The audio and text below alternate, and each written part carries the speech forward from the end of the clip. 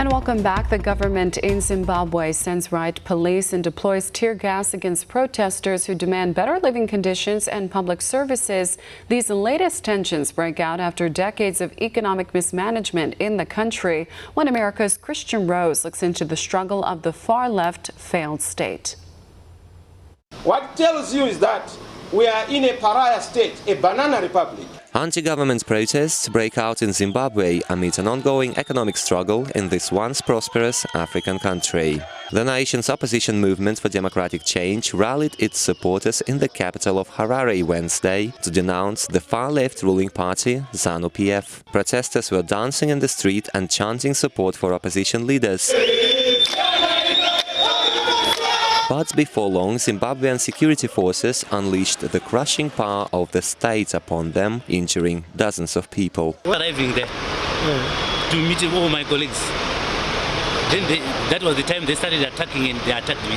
The outbreak of civil unrest comes amid a collapse of the financial system in Zimbabwe, while its broader economy is faltering and public services all but ceased to exist. Many experts say Zimbabwe's struggle harkens back to the early 1980s, when the far-left socialist guerrilla ZANU-PF seized power in the country, toppled the white minority government and started reforms to bring social justice to that country. The nation, known as Rhodesia at the time, boasted a strong economy, while its living standards were among the highest in Africa. But it all changed when ZANU-PF decided to eradicate what they called the illegitimate apartheid rule of white colonists. So we had gangs of up to 30, 40 people coming, surrounding a homestead at night, lighting fires, running around, throwing rocks. They had pangas and things. After decades of far-left reforms, which included seizure of white-owned land, Zimbabwe entered a period of hyperinflation, political repressions and international isolation. The nation became a notorious failed state under its late leader, Robert Mugabe. We equally reject attempts to prescribe new rights that are contrary to our values, norms, traditions and beliefs.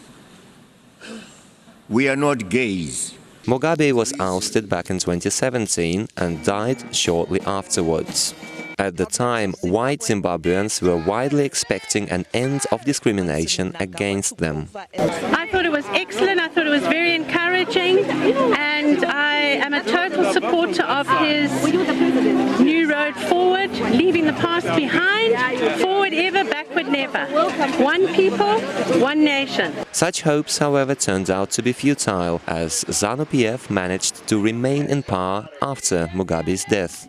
Zimbabwe remains a country without a sustainable monetary system, and its economy has devolved into subsistence farming, barter schemes and other outdated forms of economic activity. And white Zimbabweans, who appear to be permanently exiled from their country, say as long as the far-left ZANU-PF remains in power, there is no hope for positive change. Even now, since the death of Robert Mugabe, in the newspapers, there's accolades going through. People are still not calling him out for what he was. He never faced the music for his actions. But now that a rising number of black Zimbabweans are taking to the streets to denounce ZANU-PF, the days of far-left rule in that country may be coming to an end. But exiled Afrikaners say the chances Zimbabwe could regain some of its past glory and economic prosperity as Rhodesia are dismally low.